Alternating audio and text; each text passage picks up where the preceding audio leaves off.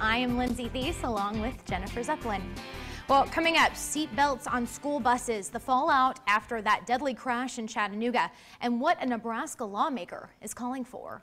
Plus, Turkey Day countdown, everything you need to know before you hit the road for that family get-together.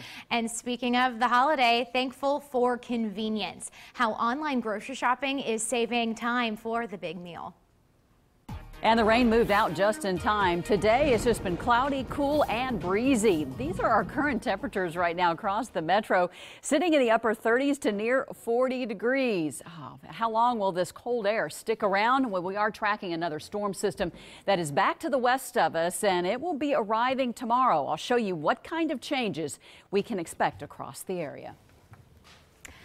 Well, thanks, Jen. 2 days after 5 children died in a school bus accident in Chattanooga, Tennessee, a Nebraska lawmaker is calling for a mandatory seatbelt regulation on school buses. Reporter Andrea Braswell has the details. Andrea? Yes. State Senator Robert Hickelman says the bill he plans to introduce in the unicameral is not something he thought about just after Monday's deadly crash. This will be Senator Hickelman's second attempt to get a school bus seatbelt bill passed. 4 previous attempts have failed since a school bus crash involving the Seward High School band in 2001 near 167th and Dodge, killing 4 people. The senator says the cost of getting buses with seatbelts may be the reason for the long delay, and safety should always come first.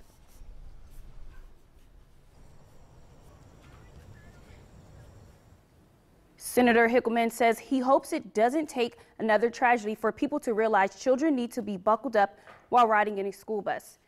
Later at 5, hear how parents are reacting to the idea and why some say seatbelts could cause even more issues for the bus driver. Live in studio, Andrea Braswell, KMTV Action 3 News. Well, thanks, Andrea. 2 people hurt this afternoon when they crashed their pickup into a tree. Police say the driver was speeding when he lost control and crashed the pickup into a tree near Madison and Palmer Avenue in Council Bluffs. Both the driver and passenger weren't wearing seatbelts. The driver was taken to Nebraska Medicine. We don't know their conditions right now. And Omaha police say 2 men robbed a woman at gunpoint this morning. The woman told police that she was getting into her car near 95th and Park Drive when 2 men approached her and held a gun to her head. She said they took her purse and cell phone and took off. Neighbors say it all happened pretty fast. I just glanced out to see a man hanging in the window. I thought it was maybe a couple's dispute or something. And then I seen him run and jump back in his car real quick. Police haven't arrested anyone so far. And police arrested a man after they say he exposed himself at the Papillion Library. We looked into his background and discovered it's not the first time he's been picked up for indecent exposure. In fact, he was accused 2 other times just last year. Reporter Jake Wasikowski has more on the investigation and the arrest. Jake. Lindsay, Papio put out the word on social media, and the Sarpy County Sheriff's Office picked him up shortly after that. 30-year-old Nathaniel Dixon is charged with 1 count of misdemeanor public indecency. He's posted 10% of a $5,000 bond. Police say on November 15th, Dixon was performing a lewd act on himself at the Sump Library in Papillion when someone saw him. Investigators spoke with Omaha police and realized a similar incident with a similar suspect happened at the Creighton Library a few days earlier. Authorities say he's also suspected of exposure at the La Vista, Ralston, and another Omaha library. Never ceases to amaze me that individuals are out there like this, and I'm just thankful that our investigators were determined enough and worked hard enough and received some cooperation and assistance from other agencies that we were able to find them and make an arrest. Dixon is a convicted felon on a bunch of thefts and has been charged with indecent exposure before. We'll detail what happened in that case coming up at 5, plus hear from his previous victim and why she says he needs a severe punishment this time around. Reporting live in the News Center, Jake Wasikowski, KMTV Action 3 News. And a slippery mess early this morning. A water main break left this area near 187th and Burt flooded. An off-duty police officer noticed the break around 1:30 this morning. MUD was called in to fix the break. Well, college students and kids came together to help today. UNO students and children from a partnership for kids collected items of 5 different grocery stores and drugstores across Omaha today. They got donations for clothing, food, and even hygiene items. Partnership for Kids is a youth mentoring program for underserved children in Omaha. Well, forget Thanksgiving football. Today, the Huskers had only one thing on their mind, and it will score a touchdown in your hearts.